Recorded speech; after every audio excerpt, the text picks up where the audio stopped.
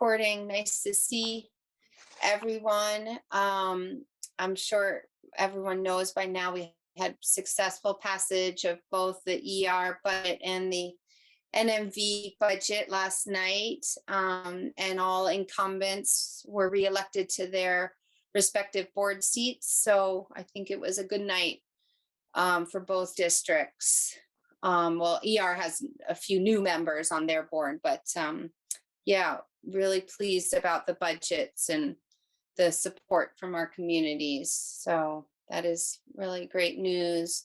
Mary, I think it's important. And I just want to make, oh, go ahead, Lynn. I was just going to say, I think it's important to note that there was support for our school budget in all 6 communities. I know those results are commingled, but all 6 communities supported the budget. So yeah, really that's great. And it does feel really heartwarming that I think we have strong support across our communities for the good work that we're doing. And just wanted to mention, normally we would be reorganizing tonight, but votes still need to be certified. So we'll do our reorganizing at the April meeting in case people were wondering. So then moving on, we've got our consent agenda with the prior minutes and the first read on the substitute teacher policy. Any discussion on that? Okay, if there's no discussion, then I just need a motion to accept the consent agenda. I'll make that. I think that was Kat. Thanks, Kat.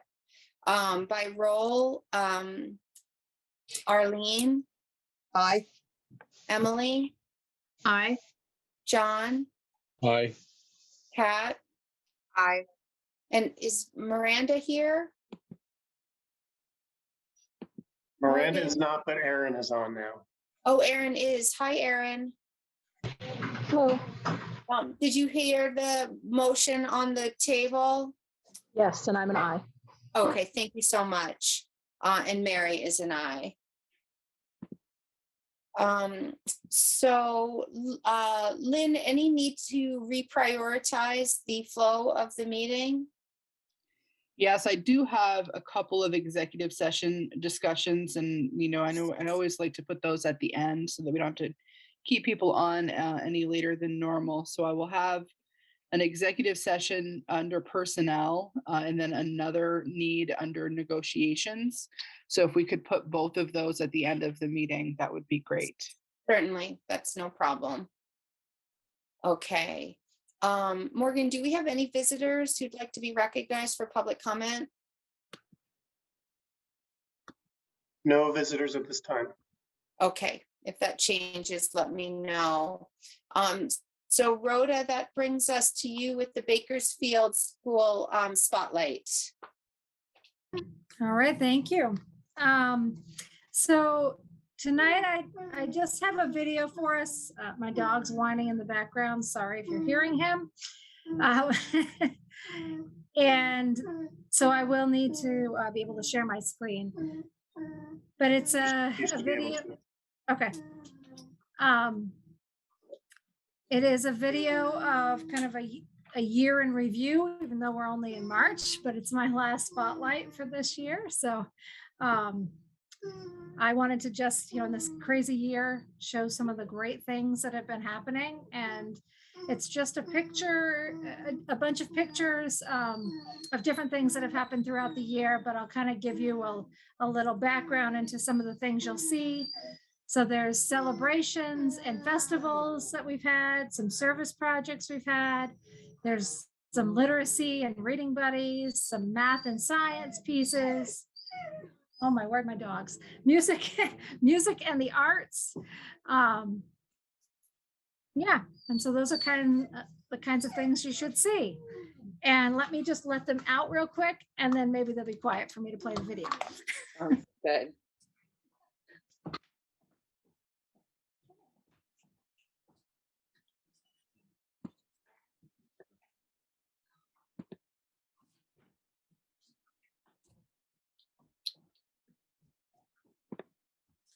All right, maybe. I have 4 dogs, so we'll see, because probably now the other one will whine. But all right, let's see. How do I go to share video or share screen? Not seeing that. Green button at the very bottom. If you hover, it Yep, should I see that. share screen.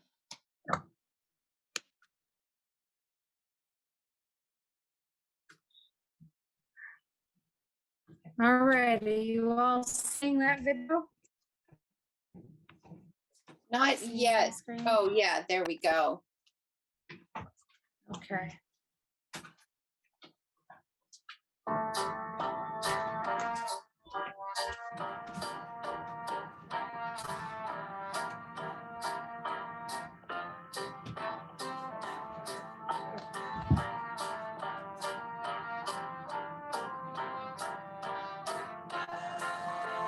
Rhoda, is it possible you have it playing on 2 screens? So it's not advancing. Okay, now it is. Now it's what? It just still said pause and it wasn't advancing. So I didn't know if you had it running on 2 screens. I think try it again. Okay.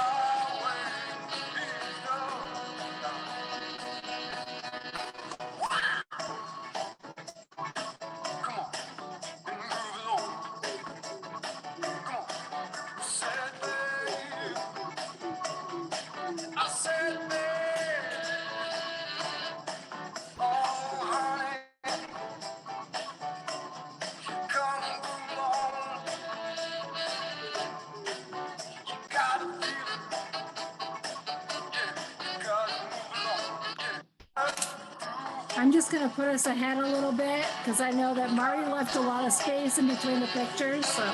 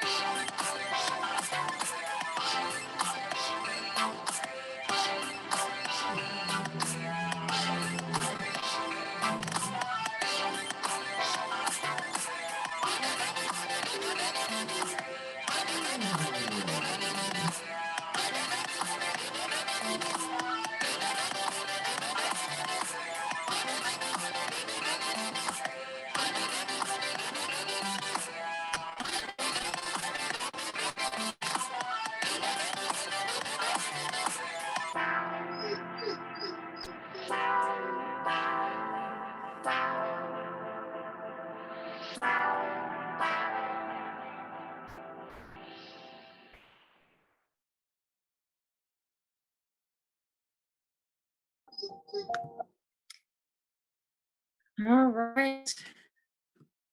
I'll stop sharing my screen. So those are just some of the activities we've been doing throughout the year, and I just wanted to put them out there and share it. It's a longer video than that. It's 16 minutes long. But I didn't think we needed to quite go through the whole thing, but those are just a few of the highlights. I think that was great. It's always fun to see that, what's been happening behind the scenes in schools. And one of the things that stood out to me there, Rhoda, was, well, one, I had a question, but the first was a comment just about your outdoor classroom space and the kids out there doing some learning. That's one of the, the impacts from the pandemic that I hope sticks around, is that we still choose to engage kids in some of those spaces that we had to create because of the pandemic. But I think that they're really engaging and provide us with an opportunity, positive opportunity for students moving forward. And what were the younger kids giving the older kids the roses? What was that? I was curious. Yeah, so we did an eighth grade kind of celebration day, and the kindergartners gave the eighth graders the rose on that day. So it Nice. was kind of a neat little ceremony we did. Awesome. Thank you. Super sweet. Thanks, Rhoda. I appreciate you putting that together. It's really nice to see how much joy happens inside these, four walls of the schools, even through this pandemic. Kids amaze me with their resilience. I would So agree. thank you. Welcome. Great. Any other questions or comments for Rhoda? All right. So then moving on, Morgan, you're up with your financial update. And I think I can be pretty quick. In terms of your February financial report, it has not gone out yet. Our office was closed yesterday, which was, as you know, the first of the month. So I will get that to you probably by the end of the week. I did send to you the FY21 audit, which we finally received, made a few tweaks, and that is final. I'm happy to try to answer any questions on the fly tonight. I can do that offline as well. And assuming that you're ready, I would be looking for a motion to accept the FY21 NMVUUSD audit.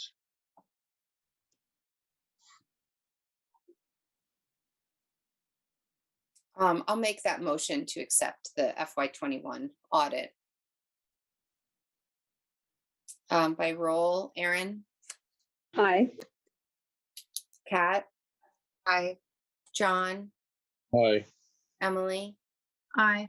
Arlene, Aye. and Mary is an aye. And Morgan, I can't see everyone. Has Miranda joined us or not? She's not coming tonight. He has not. Okay. All right. Great. So. Okay, thank you. We talked about the budget passing on Tuesday, and it did pass by a significant enough margin that I doubt you will see any petition to try to revote that. The SU board on Monday reviewed the transportation study that we hired. You may get a little bit more information on that during the SU board recap, but the short story is that for next year, they decided to return to Terracell and roll that contract over for another year. So I don't need any action or motions or discussion on transportation from this board tonight. But the SU board is going to look at possibly expanding some opportunities, but wanted to take some time to explore what those would look like. The only other that I have on my agenda is I wanted to do a quick discussion on some of the capital projects that Vern has identified throughout the district. As you know, on last night, the Capital Reserve Fund article also passed. So we now have a pretty significant amount of money that we can access for some of these building improvement projects. The lawyer recommends. Can you remind me what was that? Was 625K? 605K. Oh, 605. And then Bakersfield, Berkshire, and Montgomery still have some money left over in capital reserve funds that they brought to the union. Great. Cool. So overall, for the district, we're just shy of $1 million in capital reserves. Vern is very good at getting ideas from your principals on how to spend that money. I spoke with the SC's lawyer today, and his recommendation was, to the extent that we're using capital fund money rather than general fund money, the board really should be sort of on notice as approving these different projects. So there are 4 that I would like to put on the table tonight. they're mostly ones that we're planning on starting, and we may not need to use capital reserve funds depending on the timing of the project and how much money we have left over, given the savings that we're expecting on tuition kids. There's one that's likely to exceed the Bakersfield Reserve Fund that was brought in, and so that may be one that is tapping that capital reserve. And they are in both Bakersfield and Montgomery updating the controls for the HVAC system. In Montgomery, reflooring 2 of the bathrooms in that main hallway. And then in Bakersfield, this is going to make Aaron and probably Arlene very happy, looking at actually paving that parking lot this summer. The controls are, Vern is anticipating 25,000 in Bakersfield and 46,000 in Montgomery. The bathroom floors should come in around 11,000 in Montgomery. And then the parking lot is something that we would bid out because it's a pretty significant dollar amount. And his estimate is that it could be between 80 and 150,000. That one's going to involve some significant work on the base of the parking lot rather than just slapping a coat of asphalt on top of the problems that we have there. So if the board is willing, at this point, I would like to see a motion granting authority to use the capital reserve fund money for those 4 projects. And just be aware that we likely have some other ones that may be coming up in all 4 schools later on in the year. But these are ones that we kind of want to get in the works now, especially the one that we need to bid out. Can I ask a question on the parking lot? Yes. Is that going to include redoing that section between Academy and our school where there's always a pool of water? Potentially. That's the area that we're looking at, and that has the biggest concern. One of the discussions we're going to be having with the town, because they now own Brigham Academy and they own a chunk of that lot, is will they go in with us on that project so that we can do the whole thing at once, rather than if it's just us, we'll probably put a cut line in, which, you know, we can make work, but it's not ideal. And Morgan, the HVAC work at Bakersfield and Montgomery, that doesn't fall under ESSER related expenses because it's HVAC related? It potentially could fall under the Efficiency Vermont money that's coming out. And we would certainly try to do that if we can. But at this point, I think we weren't super confident, and that grant program still hasn't been rolled out yet. And so Okay. at some point, we kind of have to make the decision that we want to move on it. Yeah. And certainly anything that we can get someone else to pay for, we will. Okay. All right. And so Morgan, you're wanting a motion from the board to be able to move forward with these 4 projects Using capital reserve funds. using capital reserve funds. Okay. I just had a quick question on the one that has to go out to bid. So how does that work again? Like, you have to take the lowest one, or do you have to bring that back? So there's a bunch of different kind of dollar amounts where it changes. We think it's going to be low enough that we don't have to take the lowest bid, but we do have to go out and solicit bids. And if we don't get at least 3 bids back, we sort of have to go through some hoops at the AOE to convince them that it was a competitive process.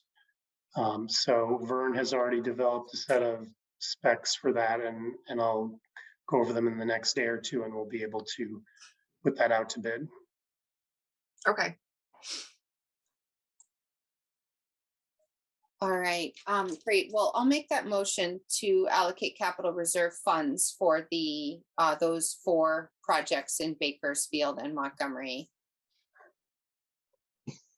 By roll, Aaron, Aye. Kat, I, John, Aye. Arlene, Aye. and Mary is an aye. Emily's an aye. Oh, sorry, Emily, my apologies. Great. Great, thank you for that. And unless you have any questions, that's all I've got for you for tonight. All right, super, Morgan, that's great, thank you. Lynn, moving on to you. Okay. Just need to get to my notes.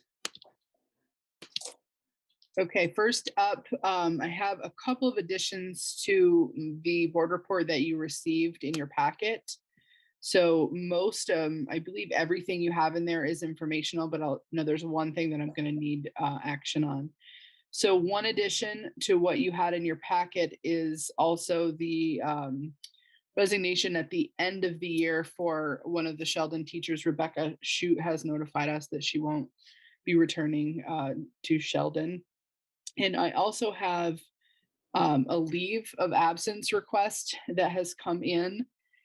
So that leave of absence is from Ashley Lange from Sheldon Elementary School. And it is for the 22-23 school year. So it's a request for a 1-year unpaid leave of absence. So I would ask the board for a motion to approve that. Just so you know, before you go into this, this is something we have a precedent of approving before. I've spoken with Christy about this, and I feel that it is appropriate, and I would recommend to the board that you approve that leave of absence. Great. I'll make that motion. Oh, thanks, Emily. By roll, Aaron, Aye. Arlene, Aye. Emily, Aye. John, Aye. Pat, I, and Mary is an aye. Okay. I have an executive session that we'll push until the end. I have nothing under student. I will just talk briefly about COVID-related updates. So we're definitely in a place where we're transitioning to the endemic response to COVID-19. As many of you, all of you know by now, the SU board made the decision at Monday's meeting to move to mask optional in our schools. So we will continue to follow the AOE and BDH guidance as we have done since the start of the pandemic. However, we disconnected that guidance from the 80% threshold. We had been tipped, and the governor has tipped on multiple press conferences that the shift is going to happen pretty quickly, and that the 80% threshold was going to be a very short-term stepping point. So we moved there first. So that began today. I got reports from school nurses today. I received reports from several principals that there were some people that chose to wear masks, and that was welcomed, and they talked about it, and lots of really smiling, happy people in our buildings today that felt a real sense of relief that we've gotten to the place where we can take the masks down. One of the other things that I should have mentioned that I didn't is part of that decision making was also we were at a place where the CDC guidance was competing with the state guidance as well. So the guidance around from the CDC was that if you lived in a low or medium risk area, that masks only needed to be recommended. So I feel that there was consensus that it was time. It felt, I think, for some a little bit scary to take that step, but I think that it was the right step. We had systems around us that had made that decision that day. One made the decision while we were in our meeting, and I think that it would have been a difficult period of time had we not made the move when we did, for both leaders and for teachers. And so that's where we're at. We're definitely getting strong guidance from the state that we need to be rolling back the restrictions that we had in place.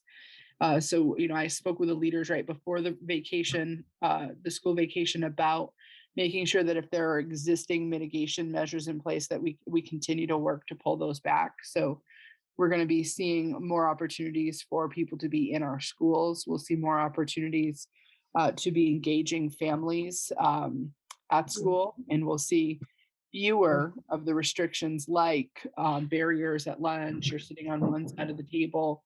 Those things are all going to be peeled away if they haven't already. So we're really truly shifting into a period of time that is more endemic in nature than the pandemic response that we've been living in.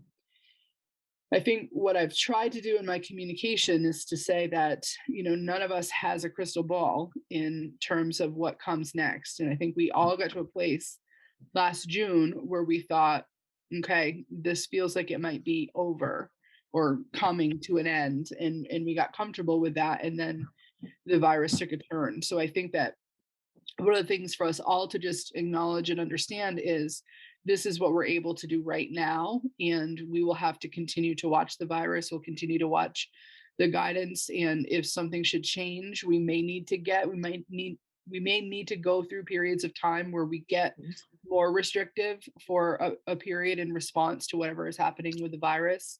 But we'll certainly be communicating about that, and we'll be looking to our partners at the Agency of Education and Department of Health to give us some guidance on that. But I'm going to choose to be hopeful and optimistic that this is a place where we are in the virus. And as I told people in my office this morning, let me be optimistic for a little while. Even if you don't believe it, let me be optimistic for a little while, because we all need this. Our kids need it. Our teachers need it. Our communities need it. Our leaders certainly need it. So that's where we are with the virus response. Anybody have any questions? Lynn? Yes. Yeah, Lynn, how close are we to the 80%? I have a feeling that we're probably doing fairly well anyway. Well, we're actually not that close, Arlene. Oh, no? Darn. No, we aren't that close. And I will tell you, there's no real, where did the 80% come from, right? Like the 80% was a number that was picked in the fall, pre-Delta, pre-Omicron. And it was we knew it was a stepping place between that and full optional face masks. So we have some communities, I think our greatest community percentage is up around 60, and we have some that are not quite at 30. So we definitely have some vaccination hesitancy in some of our communities. But we've also had a lot of virus in our community. So there is some natural immunity in quite a few. I think I haven't looked at the numbers in a while, but I think we're probably approaching the 500 mark if we haven't already hit it. So I wish I could say that that's where we are, but we're not.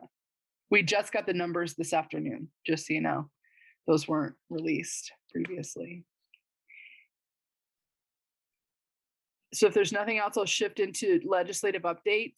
You all should have received something from VSBA earlier tonight. There are quite a few pretty large bills moving through the legislature connected to schools that I think it's worthwhile taking a look at that. There were a couple pieces that I just wanted to pull out for you and point to that I feel like have the greatest impact for us. So I reviewed the most recent update right before the meeting. I think that the pupil weights piece and the Act 173 are both, those pieces are really consequential for FNESU. They are trying to make a change in terms of how they're calculating our shift into the census block piece and using the averages that include this year. So Morgan and I haven't even had the opportunity to talk about our own SU impact on this, but rather than using 18, 19, and 20 for our averages, it would be 19, 20, and 21. So it should be a smoother transition for people in by looking at those numbers. So it'll be less of a negative impact on people. In terms of pupil weights, I testified on pupil weights recently, and I think one of the things that we said collectively as a group of administrators that were talking about this is you have to move. Like, don't let this stall out. It's time for us to make this shift. So I think I'm hopeful that the transition to the new weights should begin, not this next school year, but the school year after. So we'll see a 5-year transition period, moving towards those new weights. So I think there's promise there. I think there are other important things in here, but I think the one most consequential for us is around collective bargaining rights of teachers. And that's Senate Bill 162, so S162. And what this bill actually is proposing is that teachers would have the ability to have a period of time where they would be allowed to breach their teaching contracts for the next school year without consequence. The current language in the Senate bill is up to June 15th of that year. So currently what happens is if a teacher is under contract and they break their contract and they try to go work in another school, there's statute that says that you can't breach your teaching contract. And the consequence that exists in the statute is a 1-year period of time where you're not able to teach in another public school in the state of Vermont. So they're looking to change that. And although I can sympathize and understand where people would want to have as much time as possible to explore any teaching positions that come up anywhere in the state, there's another side to that that has a pretty significant impact. And I think that this is something I'm actually going to testify about this next week. The impact that this would have on us, we're in a place where we really, really struggle to hire people. We're in the far northwest corner of the state. Our candidate pool is much more limited than other parts of the state. We're hearing from our counterparts who historically have no problem at all hiring, that they usually don't even look at new candidates. They wait until they've had at least 5 years of experience. They're now contending with workforce shortages themselves. So given where they are, what we're likely going to have for candidate pools is going to be much smaller than what we've been contending with. And we've had openings with under 5, 0, 1, 2, or 3 candidates in some of these openings. So it is very worrisome to me that we could put ourselves in a situation where we might not find out that we have an opening until June 15th. And all of our teachers would be gone. Our students would be gone. So you have no hiring committee, no ability to see someone teach. And most people would already be under contract. So you wouldn't have even the number that we typically get, we wouldn't have. So already we're disadvantaged in the hiring process. And by we, and when I say we, I'm really talking about our students, right? Because that's who has the most direct impact by this. So then we're going to be in a situation where already one of the supervisory unions that has the greatest number of provisionally licensed teachers. So we're going to be finding people that are not teachers, and we're going to get them provisional licenses, and we're going to get them into the classrooms, and that's going to disadvantage students. So if there's any bill to pay attention to right now, that is the bill. So I would encourage you to read it. And if you feel strongly one way or another about S162, I have given you all of your contacts for your legislators. Feel free to reach out individually. You can't send a statement from the board unless you craft it from the board, but feel free to reach out on that bill if you feel like it would be a detriment to what we're trying to do for kids here. Lynn, is the teachers union in support of that bill? Yes. And Yes, they are. is it the teachers union who initially kind of pushed for this bill, or I believe that's where it's being initiated, Mary. I know that there was some pretty passionate testimony by some educators that occurred maybe the week before the break, or week or two before the break on this bill. Yeah. All of the state groups, superintendents association, principals, school boards, and the NEA did try to come together and see if there was some middle ground where they could find agreement on something that would work for everyone. I don't believe at this point, it says it in the summary that's going to happen. So this is going to move back into the realm of Senate taking testimony on this. So it's problematic for us for a lot of reasons. And I worry about getting trained teachers in front of our students and keeping trained teachers in front of our students, as is evidenced by a lot of the work we do at the board level in terms of teacher recruitment and retention. Certainly. No, it's really concerning. Do you think it would be worthwhile for the board as an entity if everyone were in support to weigh in during this testimonial period, or better to just do it as kind of individuals? You could choose to do it as a board, or you could choose to do it individually, or you could send a statement that you want me to include in my testimony on behalf of the board. Because I'm going to be testifying from my perspective. I'm going to be using real data and the Yeah. impact that I think that this will have on our systems and our capacity. It's also about outcomes, right? If we want equity for our students and we want more equitable outcomes for our students, then our playing field needs to be similar. And if you have people that aren't teachers being put in classrooms because that's what we have to do, then it's going to be really difficult to get the same outcomes. So if you have a statement that you want to make as a board, I could share the statement, or if you wanted to craft collectively, you could do that as well, Okay. or individually. Yeah, I mean, and that presupposes that we were all in alignment, which I don't know that we are. I mean, I find it incredibly worrisome too, for all the reasons that you just highlighted. But do folks want to weigh in, rest of the board, on how that lands and whether it resonates for us as a board to at least have Lynn communicate that she has the backing of her board on this? And please Right. don't feel like you have to say you're opposed to it. If it's something that you feel not opposed to, then by all means, everyone is entitled to that viewpoint.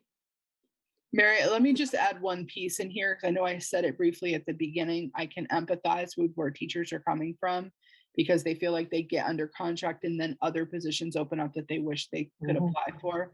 Totally understand that. And the longer that date goes, there's always going to be those final positions that open up. So unless there's a wide open, you can apply for anything whenever. There's always going to be that end point. The other piece of this is we do have a contract signature date we offer on April 15th here in FNESU. Or right around April 15th, they have 2 weeks to sign, and then anybody can get an additional extension. So they have a whole month. So they have anything that's been posted, throughout the year. There are lots of jobs that are posted right now, and they'll be able to continue to search right through May 15th. Yeah. That answers my question, because I know in the past, under other superintendents, we were really held to that April 15th, and that is hard. But I like the fact that the extension is there, and that solves a lot of trouble. So does this actually give them like a 2-month extension then instead of the 1 month? What it is, that part's not really clear to me, Kat, because I think that they're considering lots of ways they can get to the June 15th. The way it reads right now is that they would sign their contract. So we would go about our business assuming that they would be returning, but then they would have up until June 15th to continue to interview and go through hiring processes, and they could break it with no consequence up until June 15th. Because it doesn't make sense to me if everyone's playing by the same game, by the same rules, and you're going by May 15th, but extending it to June 15th is just tying the district's hands. And Well, we're not all playing by the same rules. That's part of the dilemma. oh, Because okay. right now, that's part of our collective bargaining agreement. So there are some districts that have earlier dates than we do. So Oh, I think that might be where some of this is coming from the teacher's perspective. So it's like taking something that's locally collectively bargained and putting it into a statute to try to get more time for the hiring season. I'm really good at the perspective taking. I understand why they're asking for it. But when I look at it through the lens of if we put students in the center, it really puts us at risk at not having high quality teachers in front of kids on the first day of school.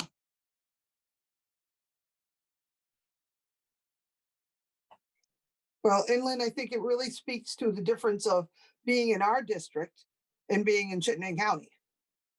I mean, it probably not an issue for people in Chittenden County, you know, as much as it is for us. This is one of those moments where I'm really trying to wear my school board hat.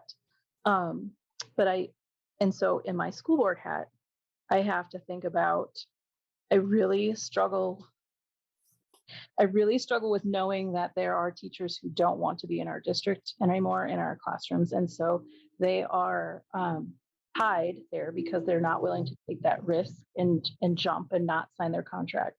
And so, you know, you bring it to the students, and I think that's the biggest piece that I keep trying to like put my school board hat on and not my teacher hat on, is that I really struggle with not extending that time frame so that people do get a little bit more time to make those decisions, so that way they don't feel like they're stuck in a district, and then that has an impact on our students in the classroom. Because I know, I'll keep my school board hat on, it can and it does. So but I know June 15th is fairly late. I wish they were playing around with more of a May 15th timeframe.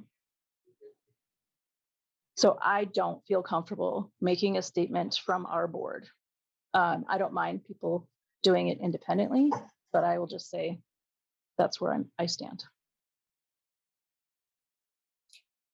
Heard. I appreciate that. Thank you, Erin. All right. So Lynn, you can, I guess, continue then. So that's really all I feel like I need to highlight there. I think that you can take a look there, and if there's anything, whenever you're going through a legislative update, feel free to reach out if you have questions about what something means. If I don't know the answer to it, I can find the answer for you. Sometimes more, depending on what the bill is, sometimes Morgan is the best person to talk to as well. So feel free to reach out if there's something you're intrigued by, want to know more. I'm going to skip the next section because we're going to take it up under executive, under negotiations. And I just want to introduce you to the approved mission, vision, and goals as of our Monday meeting. I'll bring you to this. So at the Monday meeting, the SU board, there we go, approved the following vision for FNESU. This is something that a group of board members, a combination of FNESU board members and people who are not on the SU board, but are board members within FNESU have worked on. Sorry, I just jumped slides. So the vision that was adopted is that in FNESU, we're working collaboratively with staff, students, and the community to achieve an equitable, responsive learning environment which prepares all students for lifelong success. FNESU is committed to being a community where students want to learn, families want to live, and educators and staff want to teach and work. The mission that was adopted, that has been the mission, and we maintain the mission in FNESU, so it's something you have seen before. And here are the 3 board goals that were adopted. So the first is around reading on grade level by the end of 3rd grade. The second is about all FNESU, all students in FNESU being able to complete high school by demonstrating proficiency in the graduation requirements as reflected in their personalized learning plans. And all students in FNESU demonstrating proficiency by the end of each grade level band on social emotional learning priority standards. So there are 3 big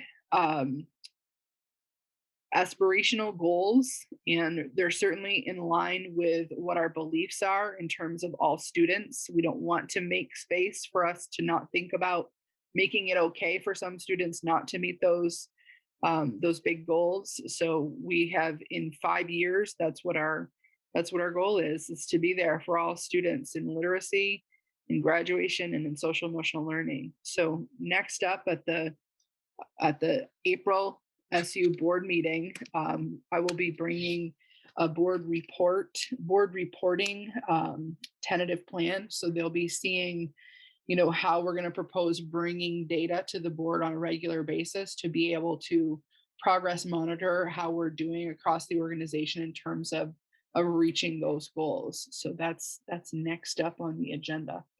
And I wanted everybody to get the opportunity, and all the boards to be able to see that work. And there's still more to come. We have some work to do on values and a motto, and centering, what is our specific equity statement in terms of the work in FNESU.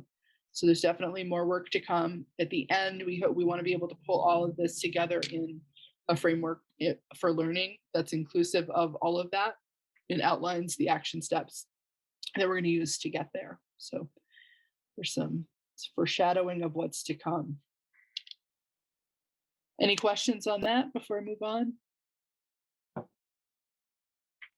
The last thing I have, Mary, you could choose to do it here. You could choose to do it under board business. But I just wanted to remind the board that you have the ability to continue in the virtual world until next January, or you can consider going back to in-person meetings, or you can consider some combination of the two.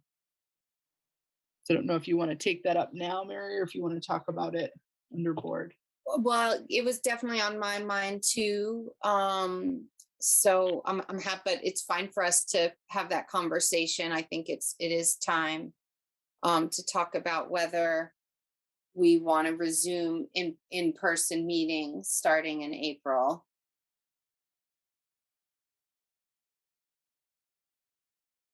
Any thoughts from folks about whether people feel ready to do that? I think personally, from like a health perspective, I feel comfortable doing that.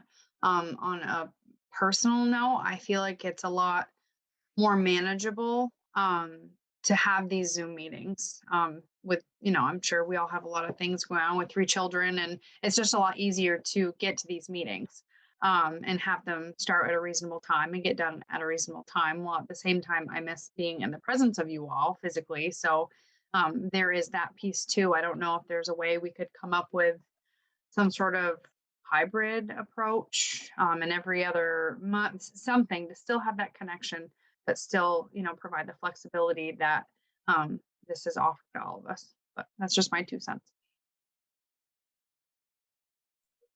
I would echo that too, because it has been a lot easier for me also with young kids to attend and not have to leave the house.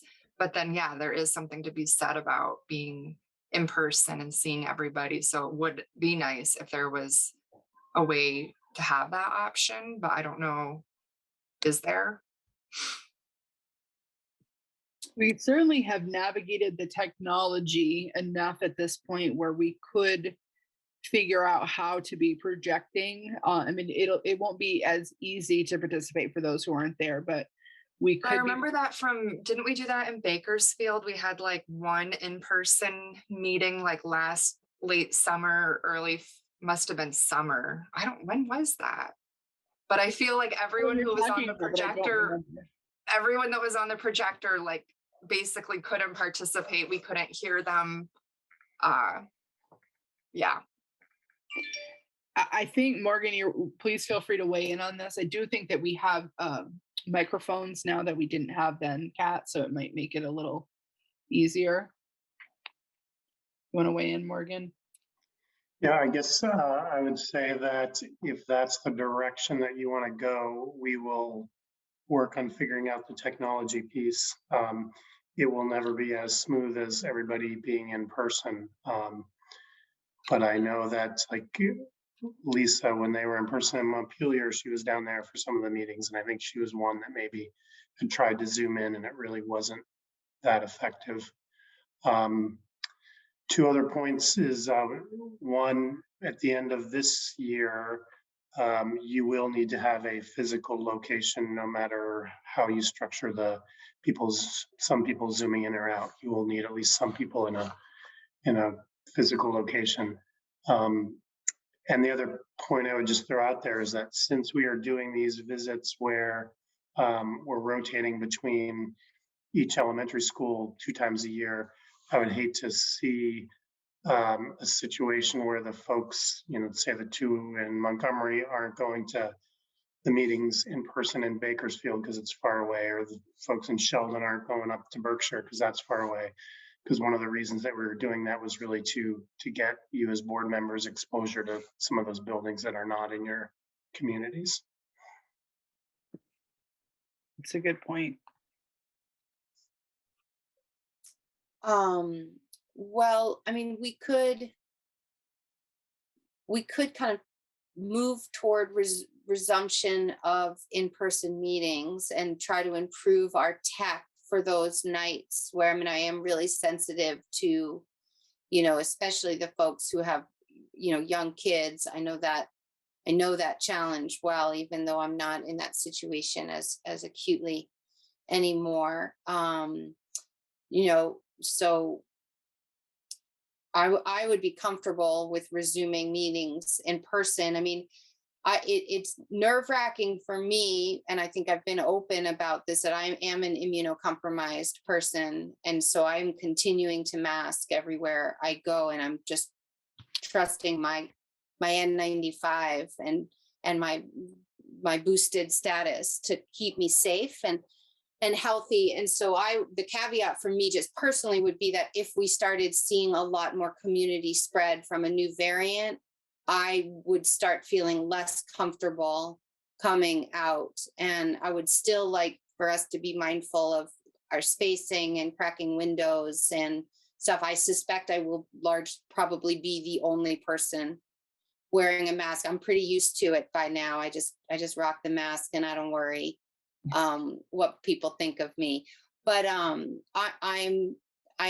fine with the numbers and things as they are now, moving toward meetings in person and improving our virtual capacity for those evenings when someone's got a sick kid and wants to join, but really just needs to be able to do the meeting with the kids snuggling on their lap from home, or whatever it may be. Or if the weather is atrocious, it would be nice to be nimble in our capacity to do that, and include people virtually and improve our tech to do that. So, we're going to be resuming our SU meetings in person in April. And I know the ER board made that decision actually a couple months ago, I think, at this point. So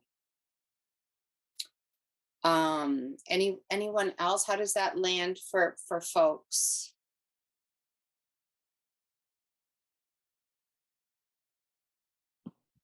I am fine with resuming in person. I mean, obviously it's always nice to just turn on the screen and say hello, but I think it's time. We're asking schools to get back to normal, so I think it's time for us to do the same.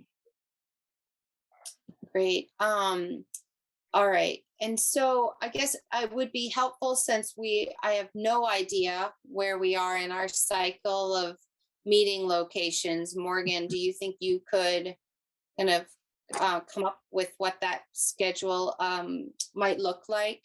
I pulled it up.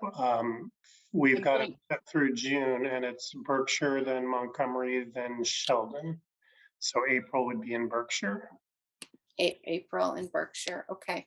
And then at your reorganizing meeting next month, we will probably start talking about whether that same rotational schedule worked for the following year. Yeah, right. And we'll make sure we're good with the meeting date and all time and day and all of that too when we reorganize. Okay. I just sent that schedule to all of you so that you'll have it, and all of the principals will have it as well. So it has the spotlight schedule, and it also has the board meeting locations. Okay. Is the spotlight set to where our locations are? I think. For the most part, But we had those middle months, Sandy, where we were at Eansburg, so sometimes they weren't exactly. Right. Yeah. Lynn, do we need a motion for that to resume or anything that I don't think formal so. or? No. No, Okay. we just need to know how to warn it, and that's how it'll be. Okay, and then Morgan will still include a virtual link if we have people from either board members or members of the community who might like to join but can't travel. That's what we will figure out in the next few weeks. Yep. All right, cool. Thank you. I appreciate it. That's great. All That's right. all I have. Okay, thanks, Lynn. So let's see, our principal reports. Rhoda, do you have anything that you would like to highlight or add to your report? Yes, I was trying to unmute, sorry. So you can see from my report that we do have a science teacher who is not returning. And so we're working on figuring out what that looks like for the rest of this year, including some exploration around a virtual science teacher, because it's been difficult to hire for that position, not even just now in the middle of the year, but has been traditionally over the last couple of years, hard to find a teacher for that science position. So with that said, we've been thinking about some different things for next year. And this is just really kind of tipping this information to you. Nothing is set in stone at this point in time, but we are looking at kind of extending our middle school to a 5 through 8 model, but having a 5-6 team and a 7-8 team, and hiring for a 6th grade teacher, which would be an elementary teacher position instead of a science teacher position, which would allow us a little more flexibility. And I think that we could do that easier than finding a science teacher. So it's kind of what you're likely to get a lot more candidates. A lot. I'm using a lot. I don't really mean a lot, but you're likely to get more candidates for elementary than middle school. Right. So that's kind of just a thought process we'd have. That 7-8 team, what our thinking is that they would be the 2 teachers that we currently still have there. And this year already, Karen Newman has taken on the global citizenship piece. And so she's doing both ELA and global citizenship, and she is endorsed in both of those. So that works well for her. Our current middle level math teacher would go and get the endorsement for the science piece so that she would also be duly endorsed. And it would be a math science part for that. So that's just what we're thinking at this point in time. And I wanted to just put that out there.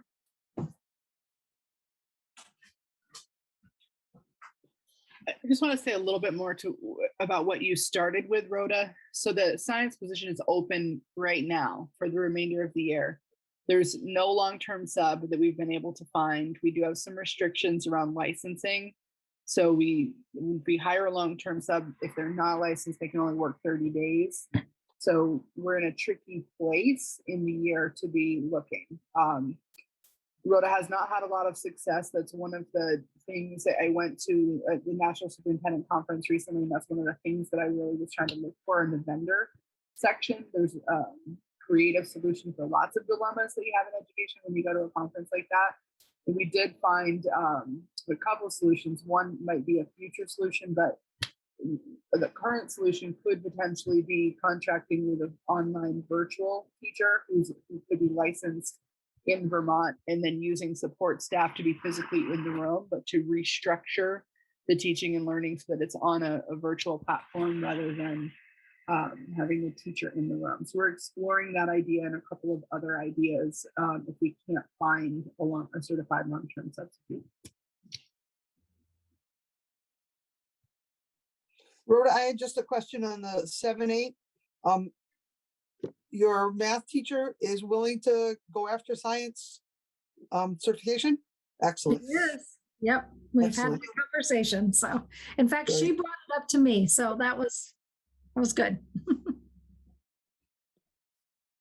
That's great. Well, thanks for filling us in on and bringing us up to speed on that, Rhoda. That's great. And I mean, these times call for some of this kind of out of the box creative thinking. It's another way of that you all are very resilient in these kind of with these challenging circumstances, for sure. All right. And so let's see. Anything else, Rhoda? You're good. Okay. Sandy, anything that you'd like to share, add, highlight from your board report? Nothing so much to add, just happy for all the smiling faces today. It was good to see kids and who had teeth and who didn't have teeth and who lost two, and it was just a lot of fun. A lot of fun to see happy smiling kids and adults. So Good. Good. I'm glad to hear that. And Christy, anything that you'd like to highlight or add to your board report? I don't know if there's anything I want to add, but I don't know if there were any questions about the scenarios that I posed around the pre-K classroom and other suggestions. Yeah, do you want to explain a little bit? I mean, I'm looking at the diagram here. Do you want to talk a little bit about what's going on with some of these changes? Yep, I can.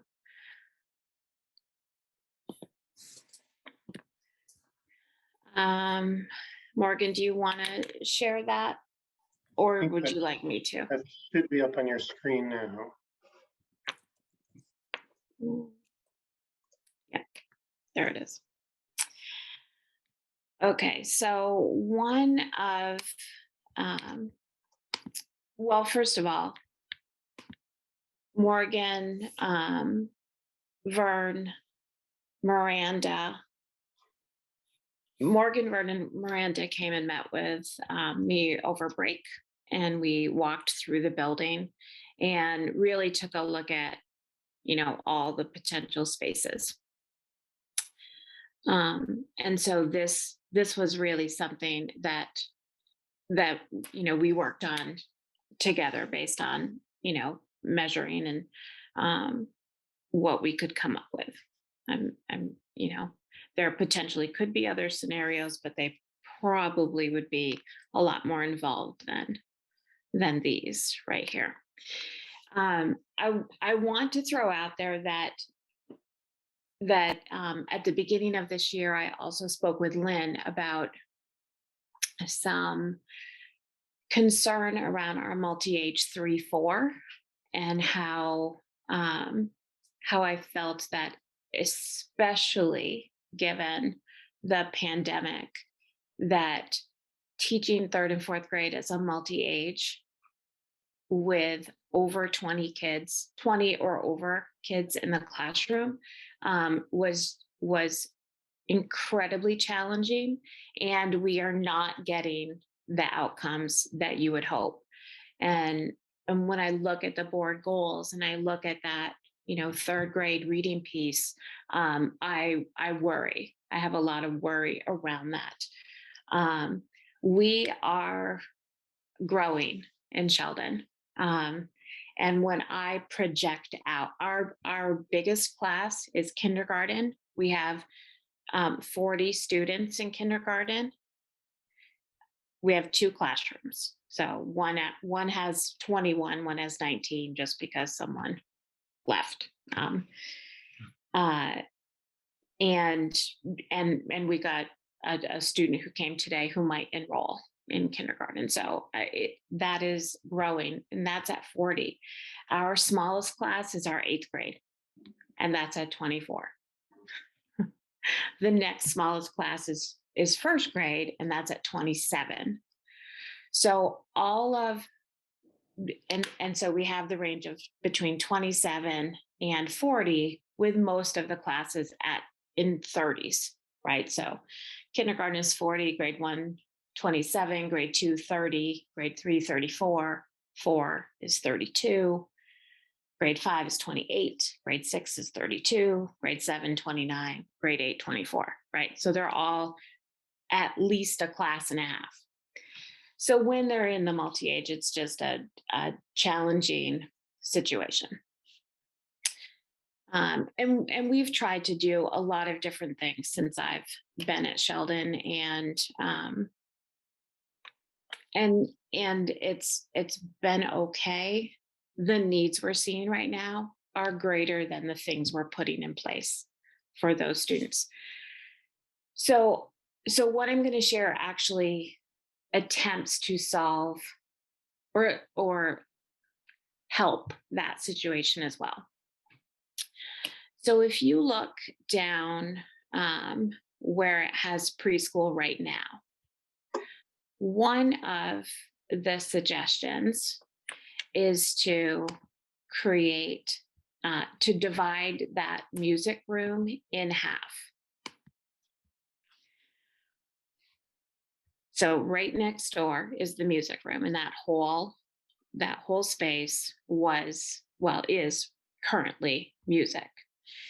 We can divide that in half and create a preschool classroom that is approximately the same size as the current preschool classroom. It will be a little bit smaller. And then have band and the music room in the space next to it. And we can create a little more room in there by eliminating the LEAPS after school office and storage area. Now, if you ask me where all that stuff is going, I'm not exactly sure. And there's a lot in there, but that is a possibility. I will say I worry a little bit. We have 40 kids in band, potentially 50 next year. That's going to be a lot of kids to try to have band in there. It's one period a day. The rest of the day, the space will be big enough for music, for a regular music class. So, there is that. And so we can create a pre-K classroom, like I said, about the same size as the pre-K room that's already there. They will be right next door. We won't be able to add any, particular storage space or anything, but we can make that happen. So that's one scenario. I would also like to consider changing the math intervention space, which is that classroom 108, which used to be the media lab and is not big enough for, even though it kind of looks it on there, it's not big enough for the preschool classroom. At least it's not going to get, it wouldn't be a very big preschool classroom. You wouldn't be able to get very many numbers. We've had classes in there. It's very crowded. But what I would like to do is bump into a little section of the library and create space for a grade 4 classroom. So go from 3 classrooms that are multi-age 3-4s to 2 third grades and 2 fourth grades, and eliminate that multi-age situation, which is really great for some of the social emotional work that you want to do and morning meeting. Not so great for math, writing, and reading. So literacy and math, not so great there.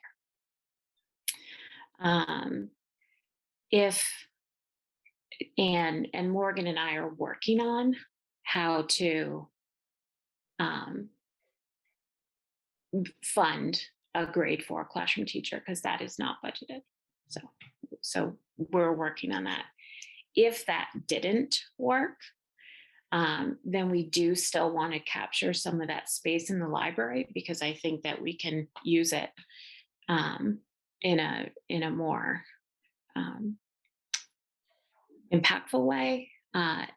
create that little space in the library and have office space in there for people like the school psychologist that comes a couple times a week, the ELL person who comes a couple times a week, the OT who comes at least once a week. Right now, we often use that LEAPS after school program space, and that won't be available. And sometimes we use another space, which will, sometimes we use that math intervention space, which wouldn't be available to them with changes. So either way, I would like to do something in that library space, but I would prefer it to be a classroom if Morgan and I can figure out the funding for that grade 4 teacher. Ultimately, though, I think that we're going to have to look at what's happening in the middle school, and that is a real lack of space and the ability to be able to have effective programming for them. Right now, we have 85 students in the middle school. I can project out 7 years, and there's 97. So that group is growing. Right now, we have 4 classrooms because we have 4 core classes. What happens though is that if you take 85 and divide by 4, that's a reasonable number of kids. But that's not how they break out, because 6th grade is 32 kids, and that's too big to have in one classroom. 7th grade is 29 kids, and that's too big to have all together in a classroom. And 8th grade is 24. So right now, during homeroom, for instance, we have 8th grade is all together, and then we have 2 7th grades and 2 6th grades. And that works because we use the conference room as a space, as a learning space. So I think we just need to keep that. I know that this is a multi-year plan, but I do think that we should, if we had all the money in the world right now, I think we should create some modular classrooms outside. And you can see there's an exterior door. There's a middle school courtyard area. If money wasn't an issue, then I would suggest creating classroom space there, because really we need more. And if what's happening in kindergarten is an indication of where Sheldon is going, this is going to be something that's going to come up, because we're chopping up spaces, and we're going to be out of them. There's not going to be any more spaces to chop up. So I certainly I certainly have a plan for pre-K for next year. And I believe that I can make the grade 4 classroom work, but the overcrowding that's going to happen over time is not going to be able to be fixed by dividing up any more spaces. So that's just something to keep in the back of our minds. Christy or Morgan? I'm curious because I'm curious with the project that was just done at Sheldon, and when that was kind of strategically planned out, why it kind of predates a little bit the entry like Montgomery kind of coming into NMV. So I think I'm a little out of the loop as far as what was happening at that time that bond came about, because it was right before, it was kind of right in the thick of Act 46. So I think what I'm trying to ask is, like, why why weren't you all having these conversations back then when that strategic planning for the $1.7 million renovation that just happened was kind of in the works? Mhm. Because I agree, like clearly we have a little bit, like you're foreshadowing what's going to potentially in the next, like, I don't know, 10 years, be maybe even sooner, because these demographics are hard to pin down exactly with population growth for and sure. such, the growth in your community. So you're foreshadowing an inevitable problem where that sounds to me like we're essentially going to run out of space. And that's definitely beyond the scope of talking about, can we find a place for preschoolers next year, which is our Right. kind of first and foremost, obviously. But this also seems like something we need to get ahead of, because we are starting to talk about really large capital expenditures. Yes, absolutely. The board, well, first of all, the board picked a number that they thought the community could support at the time when they were working on the bond. And there were things that had to be done. And I also will say that this is my 7th year at Sheldon. We've been growing every year, but before I got there, there was a period of time where it was pretty flatlined. And so I do think that the board didn't necessarily predict that we would have 40 preschoolers or 40 kindergartners. The numbers that we get from the town clerk's office are very unreliable. Every year, the kindergarten teachers look at, all right, like who was born and will be kindergarten ready, kindergarten age, and they're panicked every single year, thinking we're going to have 50 kids, and then 32 show up. And so we've certainly tried to predict, but really until they start going to preschool, whether it's with us or somewhere else, those records from the town clerk's office have not been helpful. So it has been a little bit difficult to predict. I've done this every year for 7 years, and every year in kindergarten, sometimes we're surprised at the number or the much smaller number than we thought. So the first, our first grade number is 27.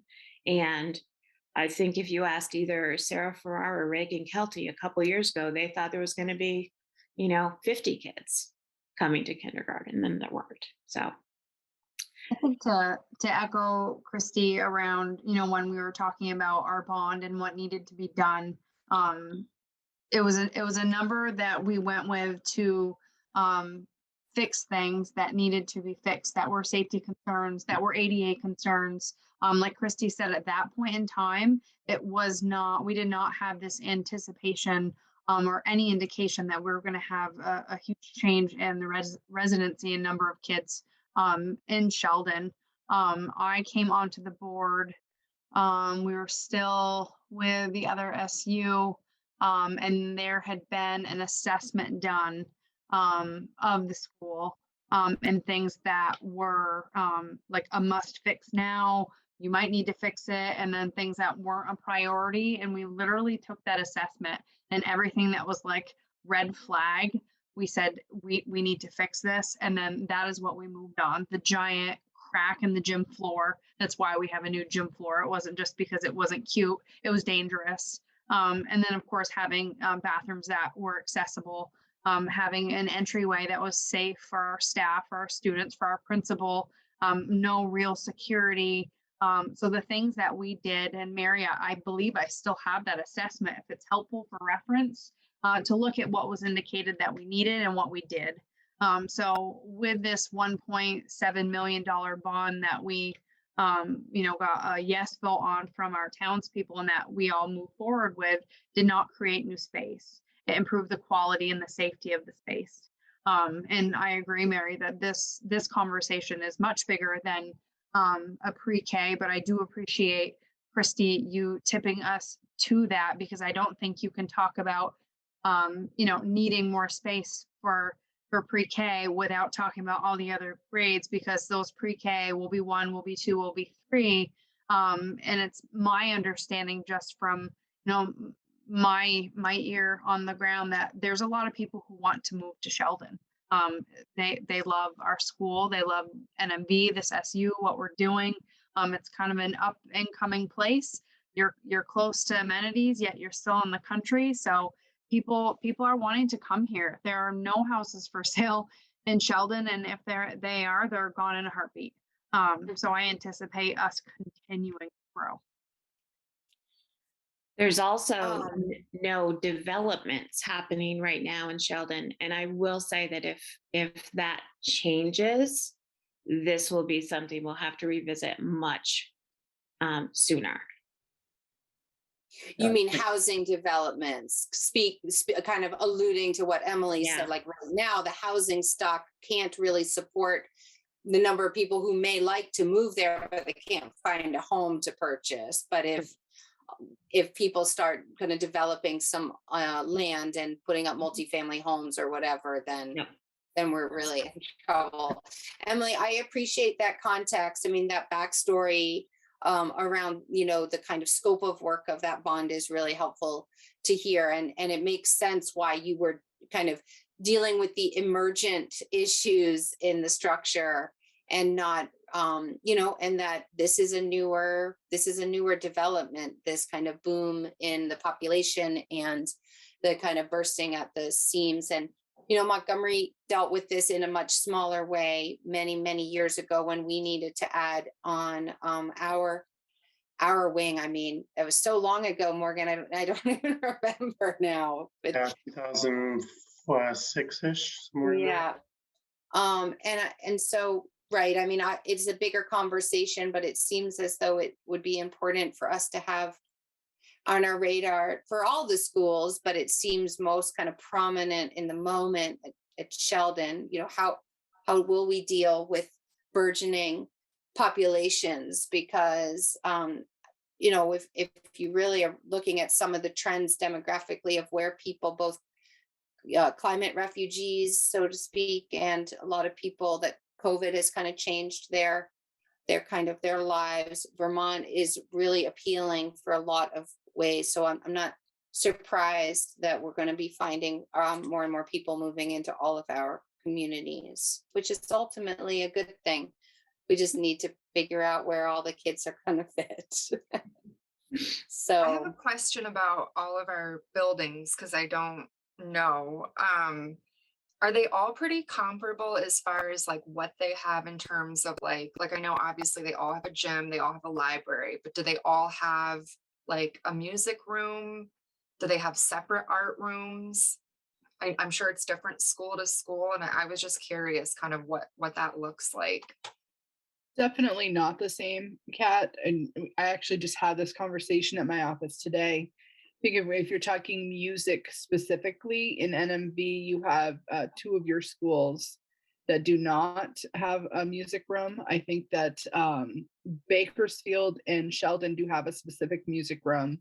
Montgomery shares a space with art and music, in Berkshire, last I knew, uses a space in the lobby of the gym. Maybe that's changed, Lenny, but that's the last I remember. In terms of art, you have some schools that have a really beautiful art space, a school that has a shared art space, and then you have schools with arts on a cart. So it isn't equitable in terms of the design within the school or the space that's available for those. I do just want to point out, Christy, I'm super impressed that you and I had talked about this double dilemma. For thinking about equity, thinking about pre-K, that in my mind was the biggest priority. And then when we unpacked the 3-4 dilemma that you have in Sheldon, and really looking at, that those are the 2 grade levels that you haven't been able to have 2 teachers at each grade level and how that's really impacted the curriculum and instruction. So for you to be able to navigate this challenge, to not only carve out a pre-K space while still maintaining the existing programs that you have, but then also to get super creative and find that place to be able to fit in a grade 4. I mean, kudos to all of you for figuring this out. And I look forward to hearing how you and Morgan are going to brainstorm how to fund that grade 4 teacher, because I think that's also important in Sheldon. Thank you. And and Morgan, I suppose that this would be something that would be good to have. I'm sure Vern is already kind of involved in this conversation around the pre-K classroom, but if we are more specifically, or kind of identifying the need for some long-range visioning around capacity in our buildings at some point when we're tending to we're kind of on the other side of the most kind of emergent issues that we're tending to, HVAC and pavements and driveways and such. It might not be a bad idea for us to have that as like, what is that? What would that look like? And start like looking at what does that look like from a budget perspective? And do you add on to buildings, or do you go with the modular classrooms that I assume have a lower kind of cost to than full on additions to buildings, but I'm sure there are a lot of legalities and stuff around like what can modular classrooms even, what do they look like in the facilities and such. Do you have any idea about with this, potential thought of a new pre-K classroom, how many kids would kind of make the switch from their other placements to this additional pre-K next year? Do we have a guess on that? I think we were looking at this space fitting maybe around 15 kids. And Okay. Christy, correct me if I'm remembering this wrong, but I got the impression from you that we would have no trouble filling that up. I don't think we would. I don't know that we are necessarily going to have, so we have a morning and an afternoon program, and that's 15 kids in each session for a total of 60 kids. I don't know that we would have 60 kids, but we certainly will be able to accommodate our 3-year-olds, which we have not been able to do.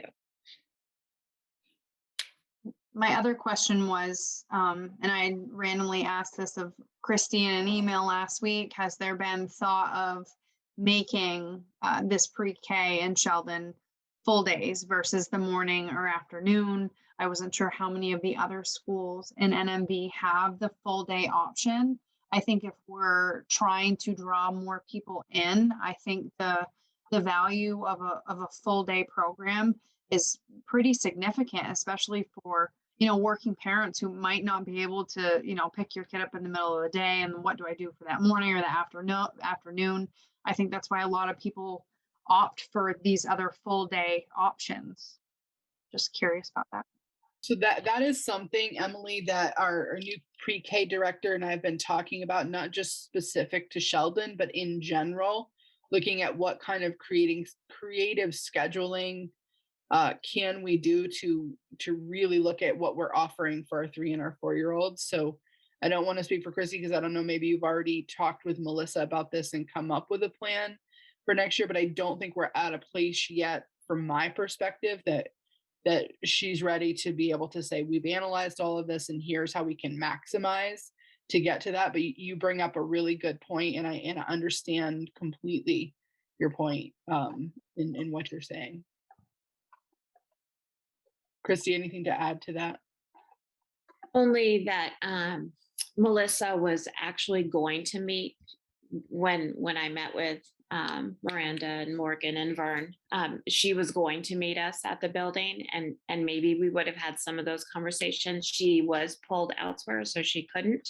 And we haven't met since break. So I don't know. I mean, I will say that we would have to we would have to think about that before too long, because there are some things that a full day program needs that a partial day program doesn't need, so costs, for instance. And those aren't huge rooms. So I think we would just want to be careful about really looking at numbers and need.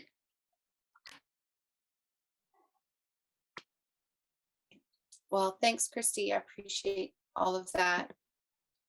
And last but certainly not least, Lenny, do you have anything that you'd like to highlight from or add to your board report?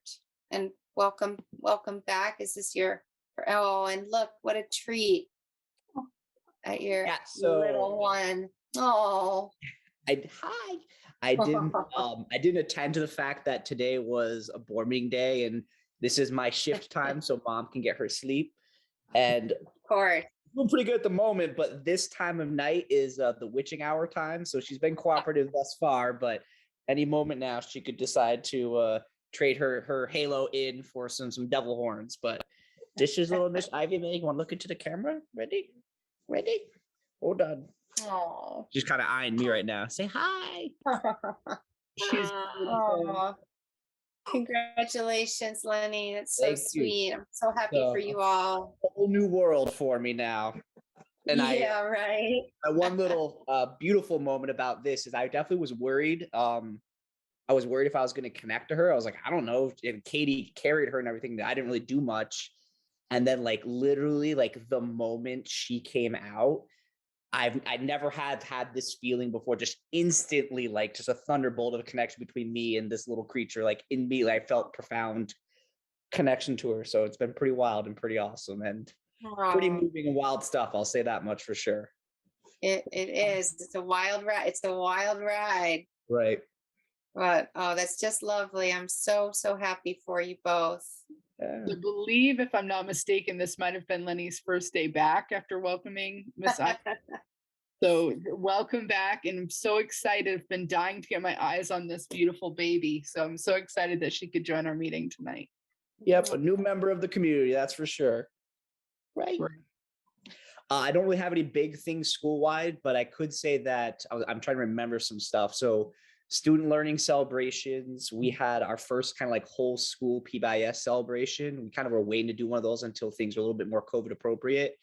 And we were able to do a Winter Olympics themed activity. I wasn't able to see it because I was at the hospital with this one, but the kids had a great time and there was a lot of fun. I think there's some pictures on Facebook about it where they kind of did different grade level Olympic activities and they had a ton of fun with that. And then high quality staffing. We did hire another paraeducator to work in the kindergarten classroom. We're still working on hiring a math interventionist. Positions have been open since November. Oh, you're getting wiggly. And there's still one more paraeducator position that's open that we're looking to hire for. And then now the board, now the town has approved the budget, I'm going to be talking to Lynn about working on the social emotional learning interventionist position. That was kind of a combination of social emotional learning and the planning room position to really help leverage our behavioral support structures. And then for safe and healthy schools, I'd reached out to Vern. And I'm trying to see when we're going to get the results of our lead sampling that we did for all of our faucet changes, just to make sure we're up on board on that. I know we've put all the things we need to put in place. And we're just waiting to get those test results in so then we can do the reimbursement submittal. Nice. Do you have anything to add?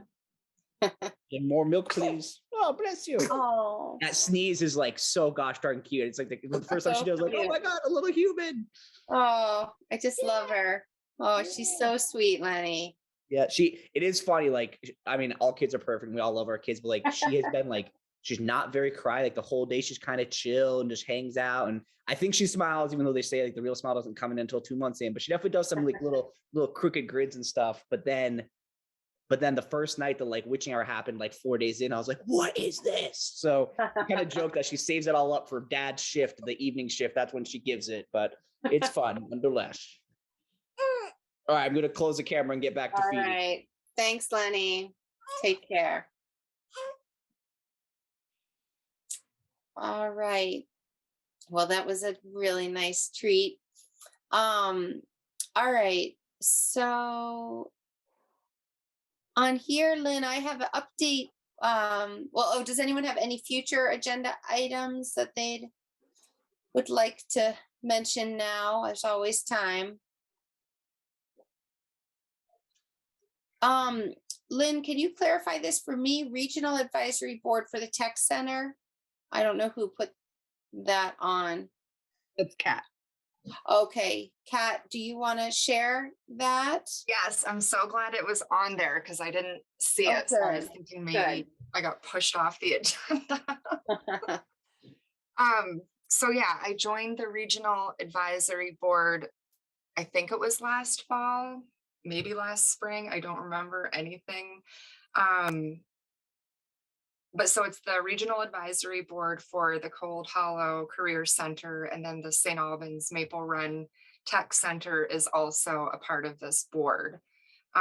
So we've been trying to meet monthly, doesn't always happen, but this last meeting, they were talking just about the ways that they outreach to the students and also the parents. So they said that they do, well, Nate specifically, I asked him a bunch of questions, but he said that typically they try to do an 8th grade intro. They can do like a 2-week exploration, just depending on, each of our schools, whether we want to accommodate that or not, depending on the school. But he said he can also accommodate smaller, like even just an afternoon, just to be able to kind of get kids seeing what's out there. I'm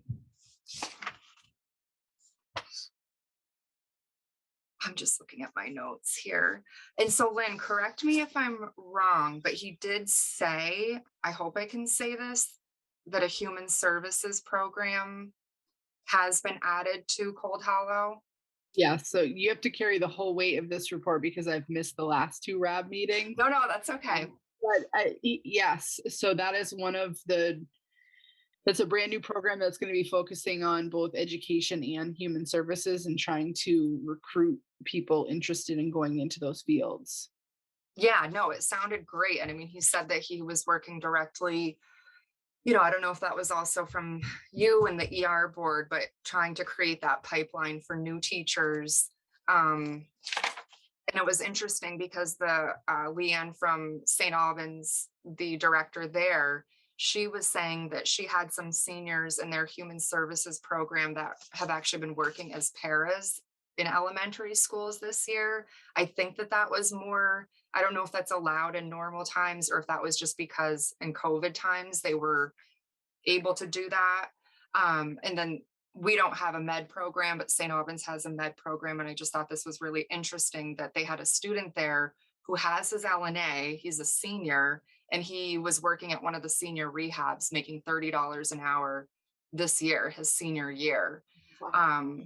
And I don't know if anybody, I'm sure people caught wind, Governor Scott's State of the Union address, he really talked about there being this push for tech programs. Trades are such a big thing in Vermont and just really trying to get the word out there because you can make money in trades and that's what's here. So Nate was just saying how they're always looking for different ways, different ideas to try to reach, again, not just the students. He said the parents can be kind of a harder sell sometimes because there is still this stigma that, the tech program is over here and then you've got your traditional 4-year program. But I think that's already in the process of evolving. And I'm really hopeful that I'm glad that the leaders stayed because I'm really hopeful that all of our schools take advantage of letting the kids go there. Nate said that even if you have younger kids, he said he had a group of 4th graders. He said that they were kind of acting up a little bit. I don't know if he was just embellishing the story, but that they sent them over to him basically. And, they got to kind of spend some time over there though, and really see like there is more to school than, the traditional learning that we all think of. And so I think it's good for younger kids to see what could be coming down the pike for them, might keep them interested longer. that's something that I'm really interested in too. And being on that board is trying to outreach even younger and just keeping kids interested. Yeah, But yeah, he said he has a bus and he will, if you can't get the kids there, he will send his bus to your elementary school to bring them to the tech center for a tour. Sorry, Lynn. It's okay. I think Nate also is open for, if any board members or principals wanted to go take a tour, he's also open to. Definitely. We have lots of students who co-op out during their senior year, and so they take these jobs, and they're many of them are paid internships, like Kat described. We do have a medical careers program at Cold Hollow, and the last time I was in visiting was a few weeks ago, and those students were going through the LNA course. So right now we have students who are getting licensed as LNAs, and that's an incredible benefit. I mean, that course isn't a cheap course to take on your own. I think I just paid for my daughter's today, actually. She's going to be doing it privately. So we have students who will be graduating with that certification. So it's a huge leg up going out into the workforce, having had those experiences. And one thing I'll just add to the stigma piece is, parents' experiences with CTE centers from when they were growing up is very different than what they used to be called vocational centers. It's very different than the career and tech center of today. So I think that getting parents in to see, like, these are kids, they represent a number of different, backgrounds and interests, and, the kids going through the tech center can attend at any college that kids who aren't going through the tech center can attend. So there's no barrier that gets created because someone chooses that path. Instead, it's actually shifted, and there are additional opportunities that actually come about from participating in career and technical education, including, I think it's 9 additional free college credits, 3 additional courses that they get to take through the CTE center. So pretty cool stuff happening in CTE. Definitely. One other thing just to mention about the programming, he did say that they're going to be shifting their digital media offering to more of like a STEM or STEAM program. So I thought that was interesting too. And I mean, I think that's driven by where, the demand is and where the interests are from students who are applying for or, want to attend this. And then actually one question I have is for Gab. Does this all tie in a lot or somewhat at times with the Flexible Pathways Academy? Are we seeing it kind of like in tandem? Well, we work pretty closely with Nate. He's familiar with the mastery transcript. He's on board with that. How it ties in, I mean, we have students that attend, we've had students graduate with mastery transcript through FPA who have attended the tech center. I mean, I just wondered, like, does it provide an even, I don't want to say like an easier pathway for them, but does it provide, I guess, if they can be doing flexible pathways and then be doing the tech program, I guess I'm like, do they complement each other in a different way than like having to still do some of your traditional schooling over at the high school while doing your tech stuff? So I think the kids who have been in the tech center and graduated with the mastery transcript, we've only had a few, but we have had a few, have used their experiences at the tech center to create evidence for their mastery transcript. Is it easier or harder? I don't know. I mean, yeah, I don't want to use that term. I think easy sounds, I don't like how that sounded, but yeah, just kind of thinking it provides just yet another option, I guess. Yeah, I mean, I think they work in, they work well together. I mean, the tech center offers a real opportunity for kids to create evidence in all of their programs. And then that evidence can then be part of the mastery transcript. some evidence is harder to create through tech center experiences, and some evidence is probably easier to create through the tech center experiences. So I don't think they go one way or the other. I think they work well together or not. Kids can attend the tech center and do FPA and use the mastery transcript. They can also be full-time, students at the high school and do that as well.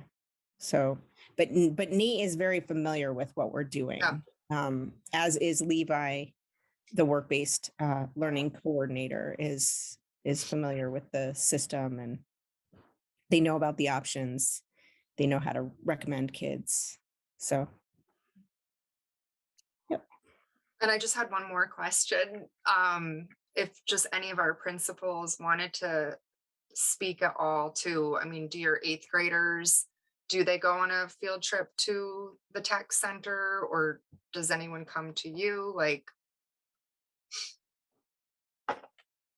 So we have a group that comes to us from the high school, and they always bring at least 1 or 2 representatives from the tech center as well when they come and talk to our kids about Enosburg and Cold Hollow. We have had groups in the past that have gone there, but we haven't done that with COVID. What about, could any of you speak to the pre-tech offerings with Sarah Stebbins? Has there been any opportunity to interact yet through the pre-tech opportunities? Not yet. Okay.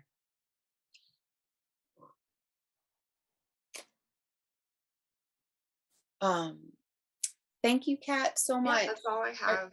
Yeah, I really appreciate it. I love hearing that.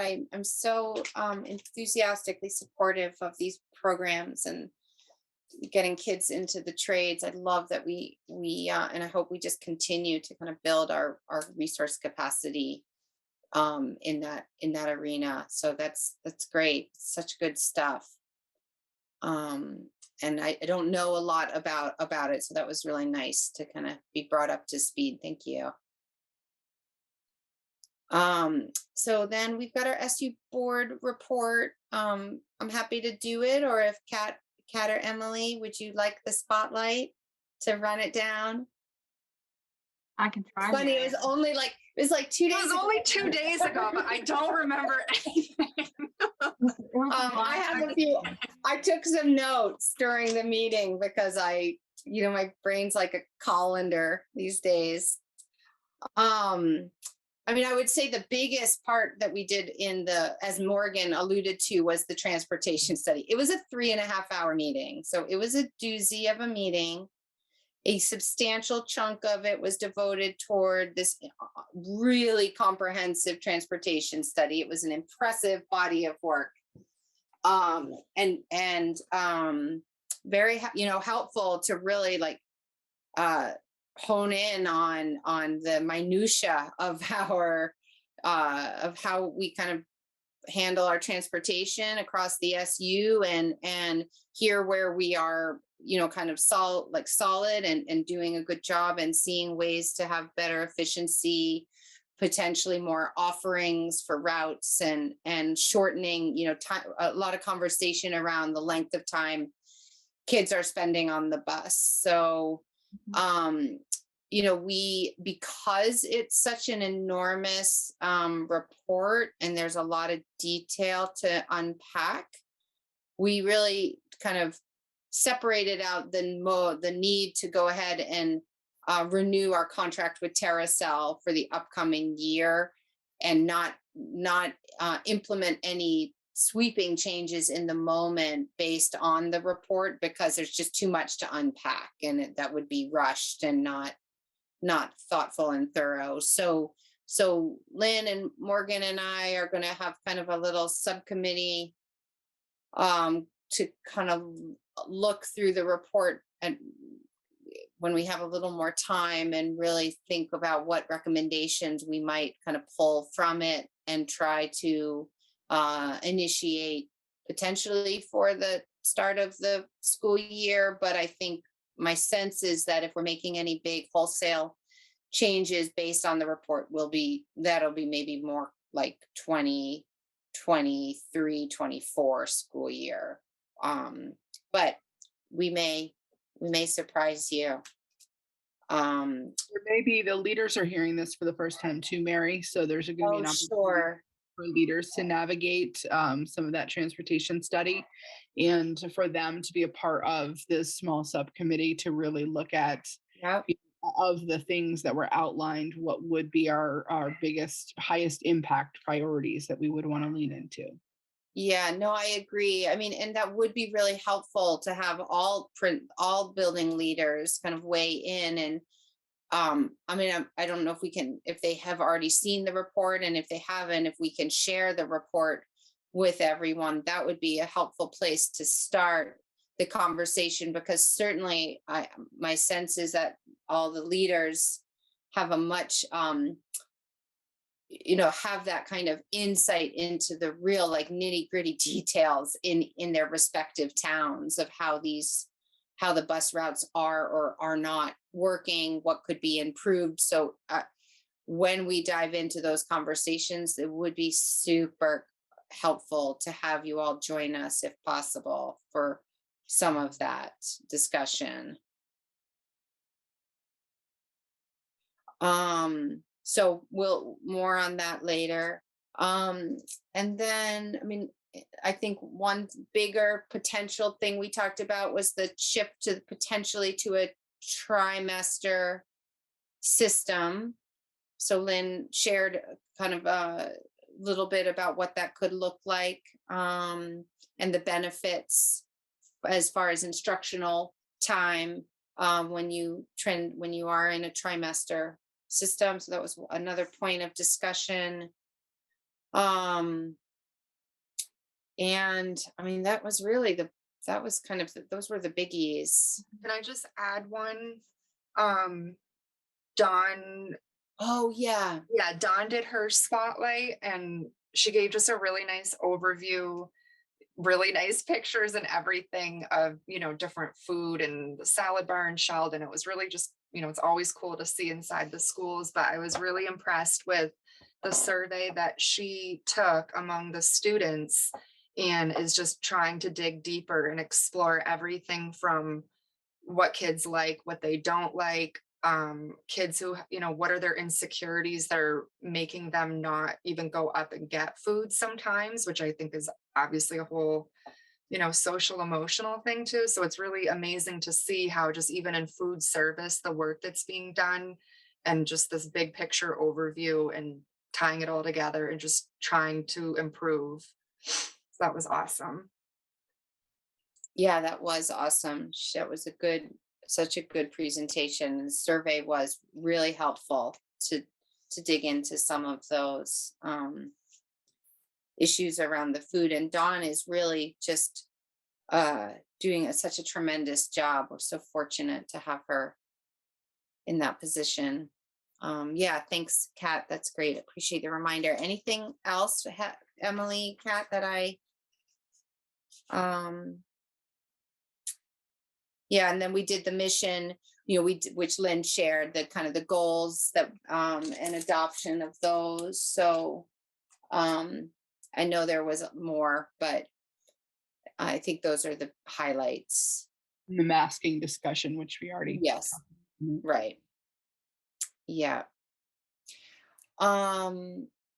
So, all right, our next meeting is April 6th, and we will reorganize at that point. And then we just need to do our executive session. So I think we can say goodbye to everyone other than board, Morgan and Lynn. Thank you all so, so much. Appreciate everyone's great work, and we'll see you in April. Good night. And I'll make the motion to enter executive session at 8:30. All by roll, Emily. Aye. What are you going in for, Mary? We are going in for personnel and negotiations. You're gonna go, the first one will have to go in and out. So the first one will be personnel. Okay, so personnel for the first one. We can't do them all together as one, Lynn. Okay. So by roll, Emily, Aye. Kat, Aye. John, Aye. Arlene, Aye. Aaron, Aye. and Mary is an aye. Okay, I will. And you are out of executive session. Okay, great, thank you. So we're out of executive session at 8:50 with no motions pending. And now I'm going to make a motion to enter executive to discuss negotiations, by roll, Emily, Aye. Kat, Aye. Arlene, Aye. John, Aye. Aaron. Aye. Did I get everyone? I think I Mm. did. Eh? And you? Oh, Mary is an aye. Yeah. And you are out of executive session. All right. Thank you, Morgan. We're out of executive at 9:17, and I'm going to make a motion to instruct Lynn to act on principal negotiations as discussed in executive session. By roll, Emily, Aye. Kat, Aye. Arlene, Aye. Aaron, Aye. John, Aye. and Mary is an aye. Great. Okay, well, thanks everyone for hanging tough. We almost had as long as the SU meeting, not quite, but it's approaching it. So if there's nothing further, anyone have anything else? Then I'm gonna make the motion to adjourn and wish you all a good night's sleep. Thank you so much. Give me a thumbs up if we're ready to go. Thanks.